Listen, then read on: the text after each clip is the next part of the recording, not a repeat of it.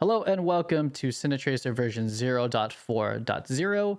This is a large update. Saves from earlier versions will not work. This has been an overhaul to the kind of entire system so that we're able to build sets like this using our new building radial menu to get to our different tools here. So in this video, I'm going to show you how I put this set together using the new building workflow.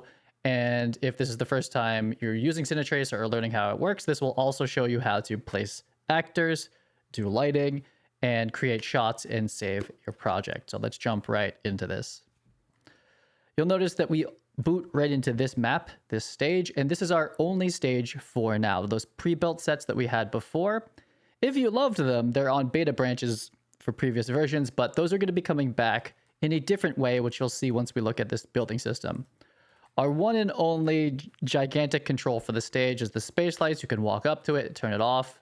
There were some lights up there that are now off, and it gets very dark in case you want a darker contrast to your scene. But let's look at the main feature of this stage, and that is this building area and the lighting grid. So to build in this space, right, because it's completely empty, we're going to look at our new tool menu by hitting G.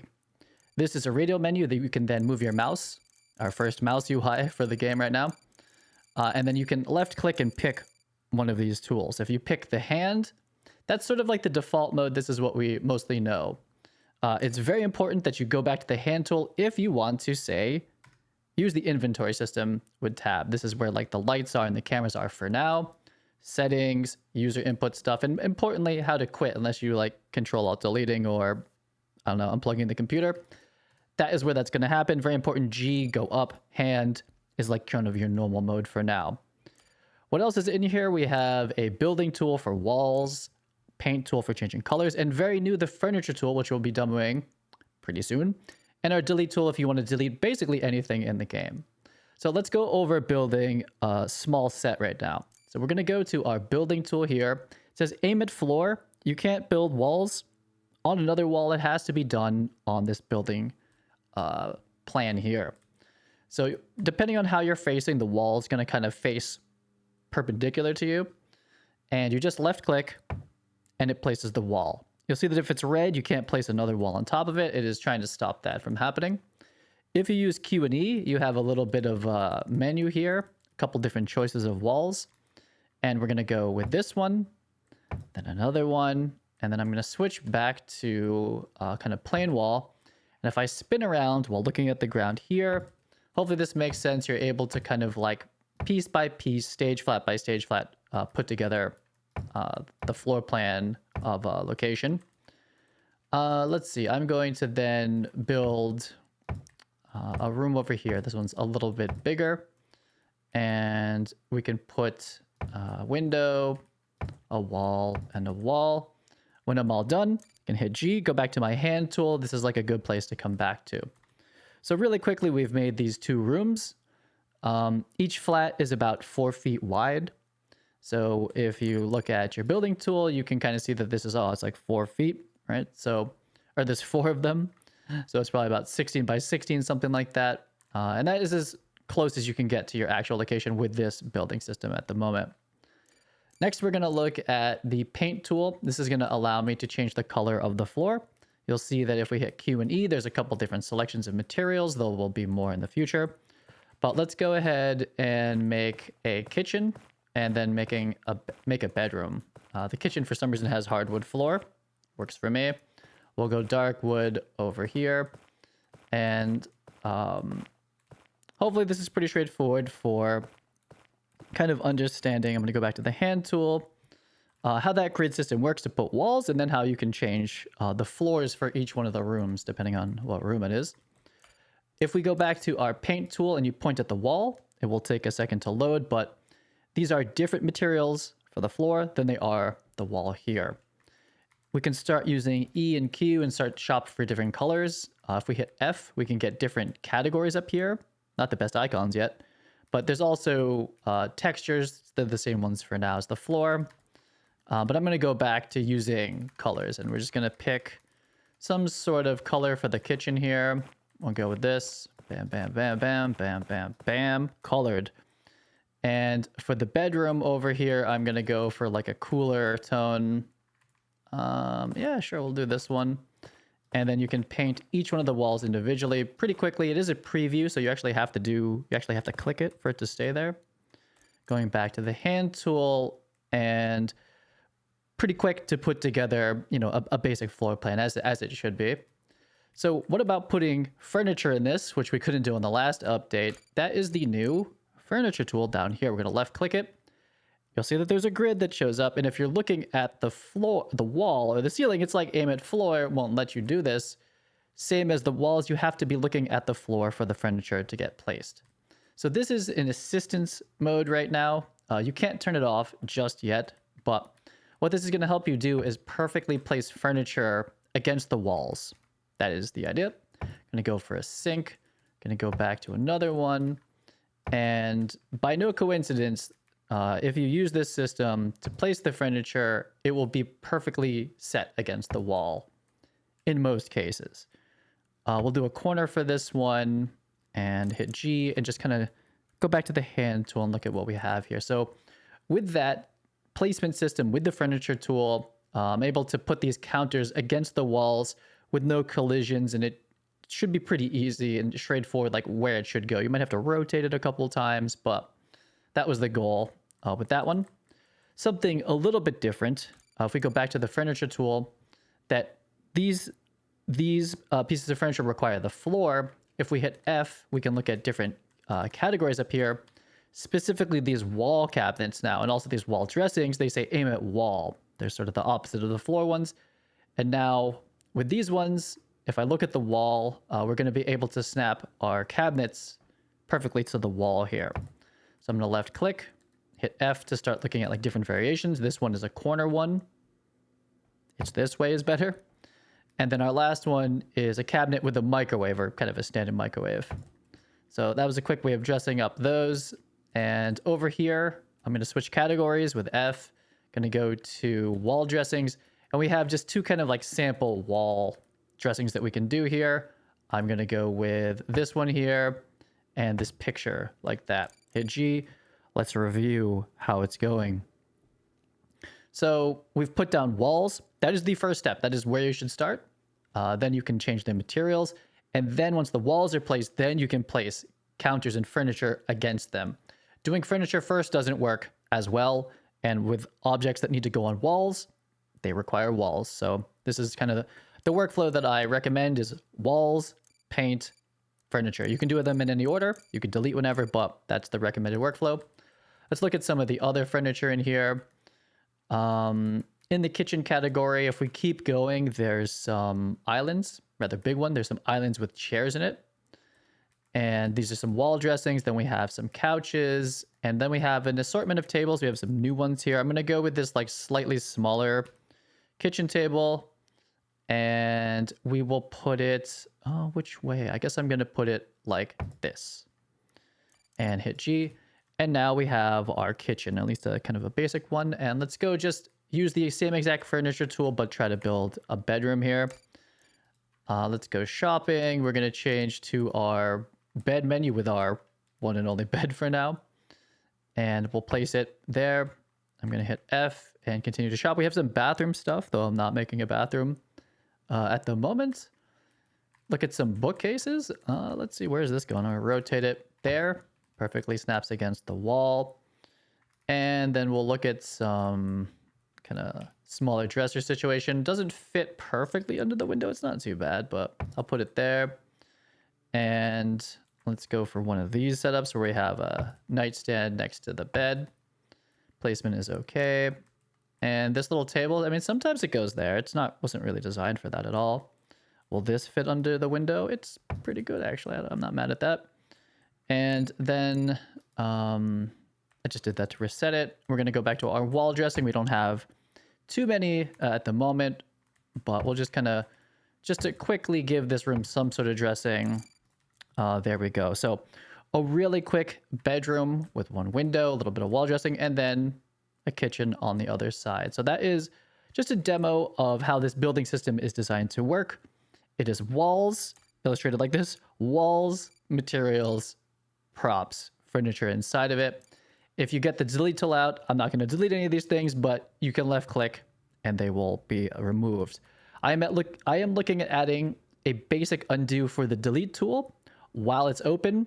We'll just see what that looks like in the future, but there will be a way of canceling the delete action if you accidentally deleted something. I accidentally delete stuff all the time. System-wide undo isn't something that I'm probably going to be able to program, but little undos maybe within certain tools like this one. That's something I'm looking at adding if I can. So let's go back to the hand tool and add some lighting and add 2 actors. So we'll start with this actor here, and you go into the old inventory system for that, and you're going to left click to pick them up. You can then point and put them where you want. Something that's new is that he is standing and like, oops, I accidentally put him on the chair. I didn't want to do that. He will go back to standing. So this is truly a preview. He will not stay that way until you left click. So this is kind of a quality of life thing, but I am going to face him this way, and I'm going to left click and he is posed. You can then also go up to him and F and edit, but for now, for time, I'm just going to stick with like kind of the stock clothing. She loads in, same deal here. And you could preview if she was sleeping and the pillows and blankets kind of adjust to her. That won't perfectly save yet, but this is, a preview, or at least a work in progress build on how I would like this to work, that the sheets respond. But for this scene, I will just have her standing kind of here, kind of looking out the window. I haven't really planned this, but that's the thought for now. So that's bringing out actors. That is how we're going to either put them on furniture or not. And you can go and then edit them. They have a bunch of options.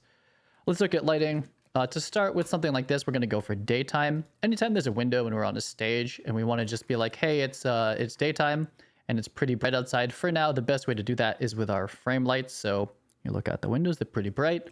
And there's going to be some relatively soft light coming through the window.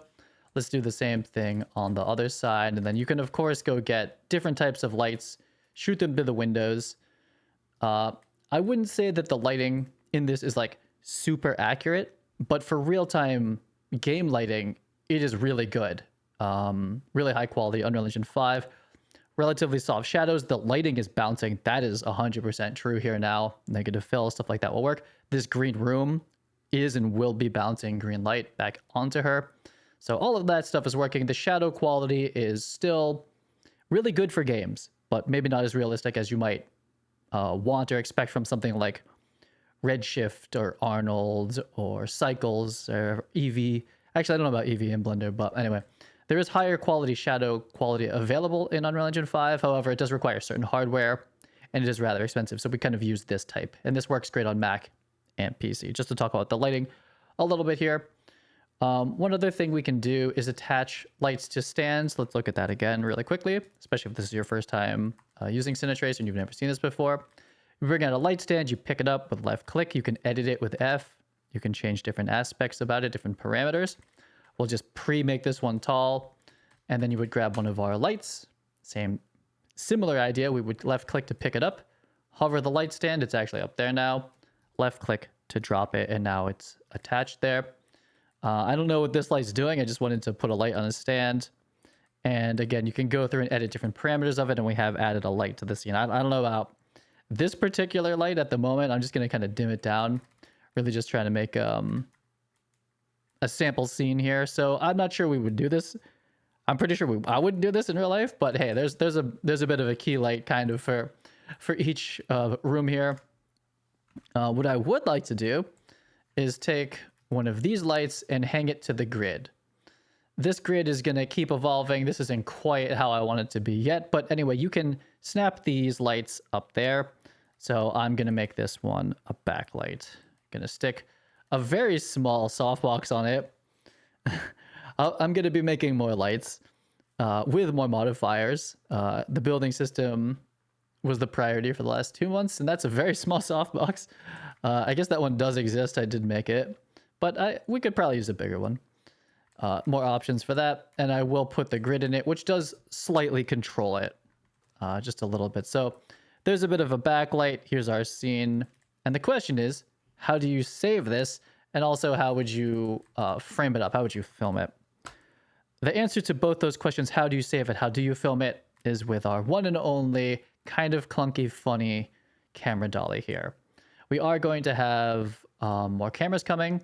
That is for now. My planned next update is to add a floating camera so that you don't have to actually pilot it around. You can just float around.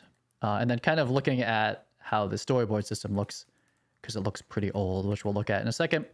So a bunch of parameters here, just kind of scoot around, mostly using Q and E. And we're going to zoom in like this. And if we left click, it's going to try to autofocus. It may not get it perfectly. You can always go to manual focus here. This needs some sort of like help to kind of tell you where the focus is, but you could slowly focus it that way if you wanted. If we like this scene here, I'm going to hit enter. And that is going to save this screenshot to your My Documents folder. And it's also going to save this entire scene as a shot. We haven't seen her yet, but just to show that it's changing, I'm going to put her there. I'm just going to make some changes to this scene. I'm going to turn this off by making its modifier like this. And then what other little things could we do here? Infinite, really, right? So I'm just going to put this light here. It's going to very, very slowly turn around. Maybe, well, there it goes. There's a lot of remote pen and tilt heads these days that I've seen more than there used to be. And, well, they spin around pretty slow like this, too. So we'll just say that it's kind of realistic then. So we've made a little bit of a change to the lighting. You then also could be making changes to the set at the same time. We'll make this back wall white, which actually looks just like maybe too plain. We'll make it... What would look good in here? You probably would just leave it. Okay, we're gonna have a room that has like two kind of green walls here, just to show that we've actually changed the set. And we'll go do a shot over here. That will be our second shot through the camera, but it will also be our completely different setup at that point. We'll pop up here. What a nice bedroom we've made, and I'm going to hit enter. This is our second shot. That's also in your My Documents folder to go make a little storyboard with if you want to in Photoshop. And if we want to save these shots, look at the other scenes. This is all now on the bottom left, the shot list system. We hit B, and a very old UI, very likely next update, this is going to get reworked with the cameras. But you can use Q and E and kind of move around with these buttons. I know it's a little clunky, but you would go to our previous shot, and the scene loads up again. It's our green bedroom, our yellow kitchen, the people are where they are, and the shot, the camera is back as well. We then can go to our next shot, 2 of 2. This is the second shot we made. So that's how this system works. You can't have the metahumans or cameras like move yet, transition, but you can kind of make like a stop motion, step-by-step shot list of the scene and just change it as you want and save as you go. And then go back and forth between these. You can't delete shots. You can't reorder them yet. Again, this system, that's where this would be happening, is if we have that, make that possible. If you want to save this scene now, and again, older saves won't work at all, really. So these are pretty much new for this one. You would go here, and we'll call this, I don't know, kitchen bedroom A, something like that. And you actually have to hit save. That needs to be a little bit more clear that it actually did it.